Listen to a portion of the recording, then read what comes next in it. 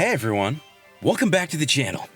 As I'm hopefully sure you all know by now, I am a massive fan of both the Gundam universe and the Dynasty Warriors series. I've fallen in love with both for totally different reasons.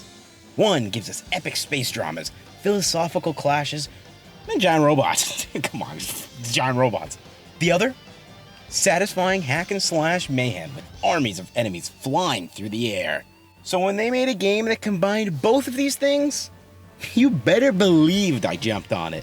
Today, we're taking a deep dive into the sequel that tried to improve on that crazy combo. It's time to talk about Dynasty Warriors Gundam 2. Now, I really try to make this intro feel new and different this time. And if I sound like I struggled to get started, well, scripting this was an absolute nightmare. I did not know how I wanted this to go, especially because I wanted to bring it around to how I felt about the game entirely. But enough rambling, let's launch!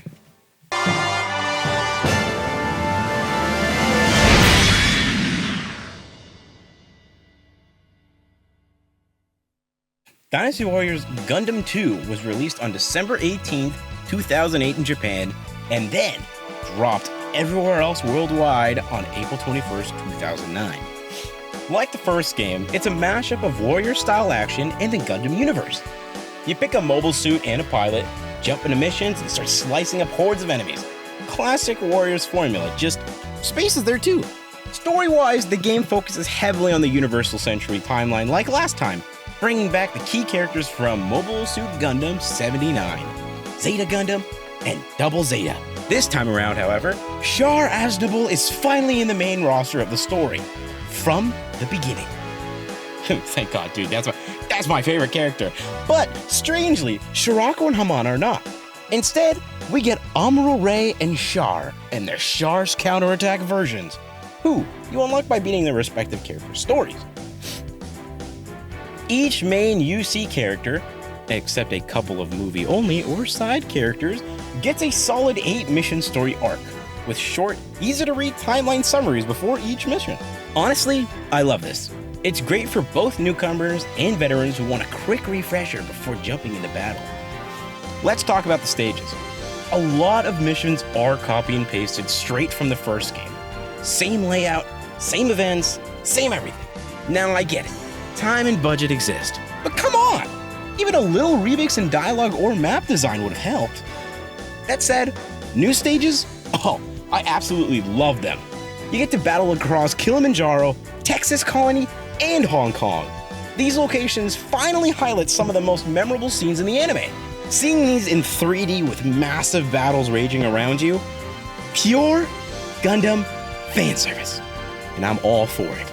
Now, let's get into the gameplay. The heart of any Warriors title. In the first game, your attack combo was always capped at 4 hits. Even if you leveled up, it never really changed.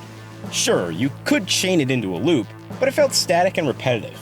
In Dynasty Warrior Gundam 2, leveling up is just tied to your pilot, which, when leveled up more, increases your combo count to 7 hits and unlocks stronger finishers. And it's a small change, but it makes such a huge difference in combat flow.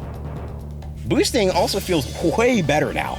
Your thruster duration lasts slightly longer, and the speed feels like it has been increased, letting you really feel like you're zipping across the battlefield instead of awkwardly floating.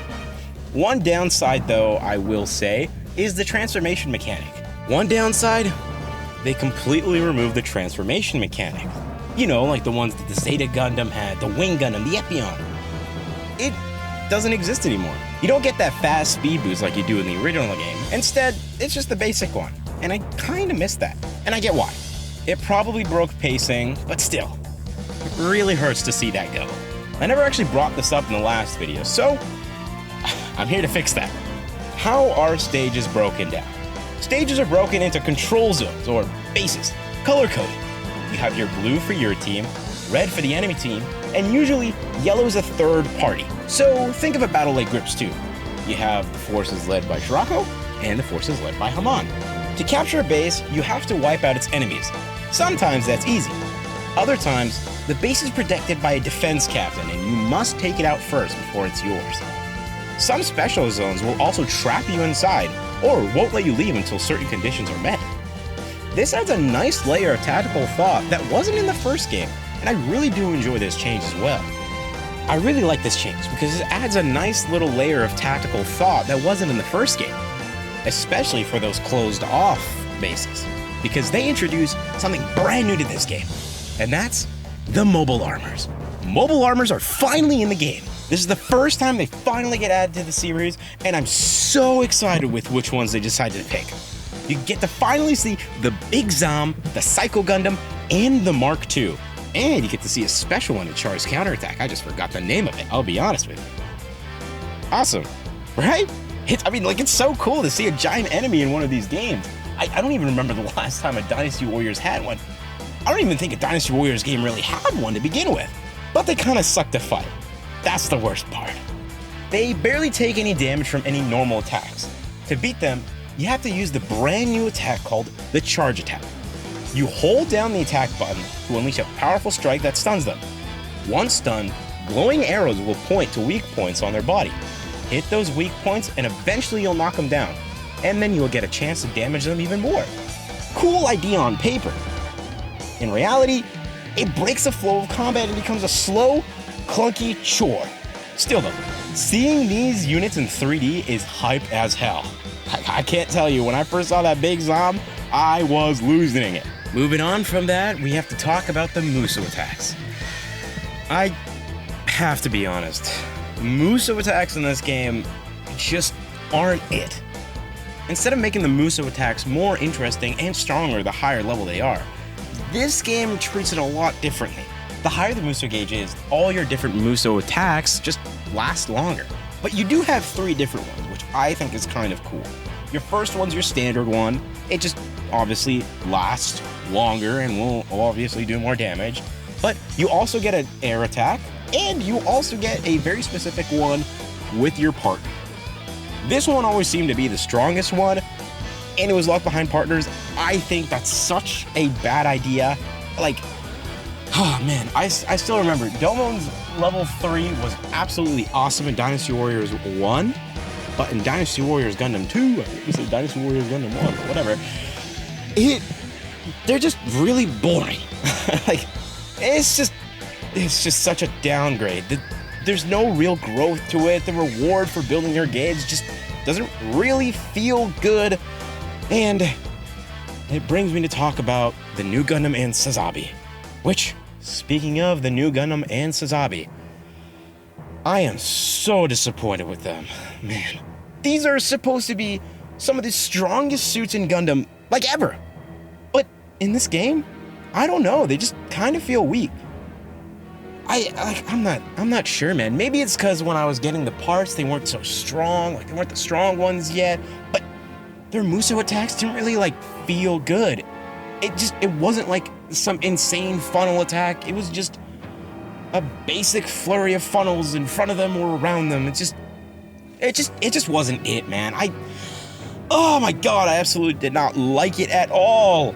Speaking of those parts, that brings us to the progression system. In my personal opinion, it's kind of a mixed bag. What's all the good stuff though? Pilot progression. Like I said before, all things related to your Gundam are tied to the pilot. So, if your pilot's level 18 and you pilot any Gundam, all the stats from your pilot get added to the Gundam. So that means longer combos, movement, attack, and defense, and yeah, whatever traits that they unlocked can be used on that Gundam.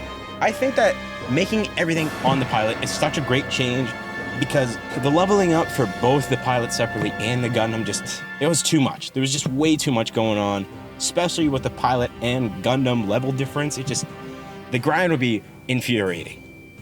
Speaking of infuriating grind, welcome to the part system. After every mission, while playing missions, you will fight ace pilots, you will fight random enemies, and they all drop parts. Well, not all of them, but they drop parts.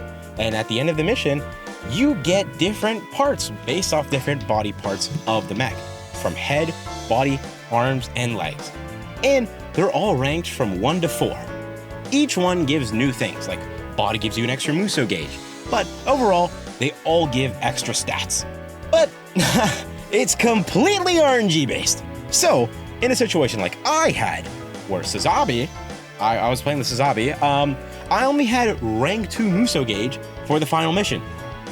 And I felt super underpowered. I lost on that final mission so many times. It's so infuriating.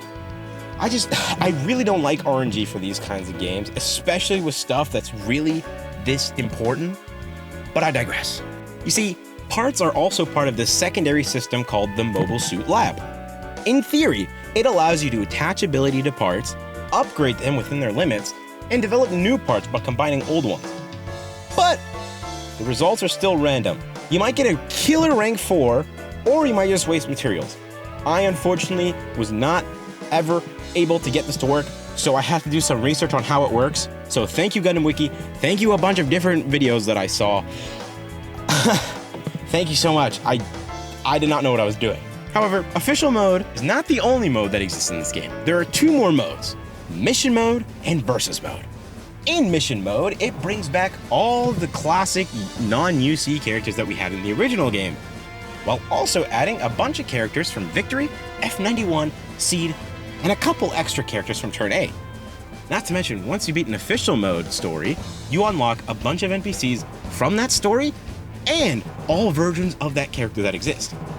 Well, no, I'm just kidding. You literally just unlock Char's counterattack, armor or shock. That's all you get. Sounds pretty cool though, right? Finally, we get another mission mode to try out with all these cool, unique characters. I love these characters. They're awesome. But unlike Dynasty Warrior Gundam 1's original mode, which I am so sorry for criticizing. I am so sorry for criticizing.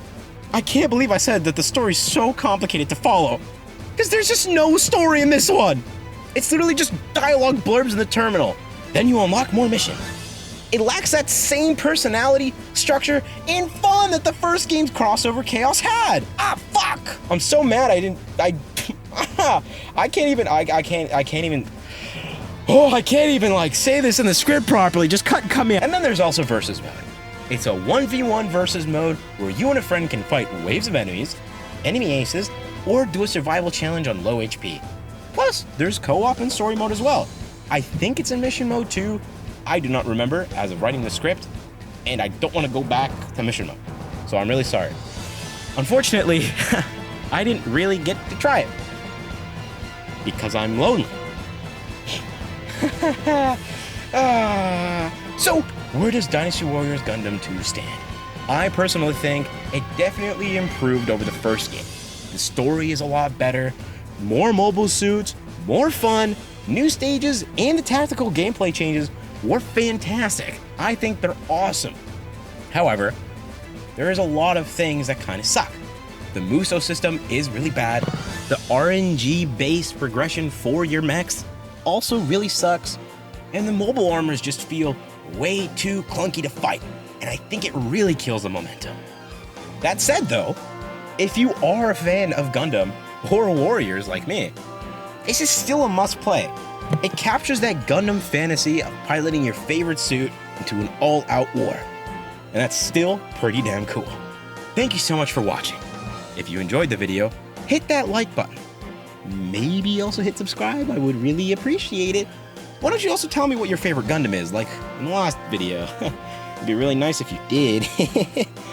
Oh man, I mean, and what would you also like me to cover for Gundam in the future? I'd really like to hear what your guys' thoughts are.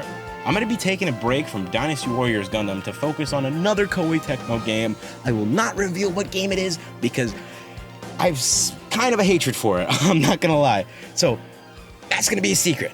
But I will see you in the next one. And until then, keep your thrusters hot and your funnels firing. I'm saluting right now. You can't see it. Just imagine I'm saluting in front of you, okay?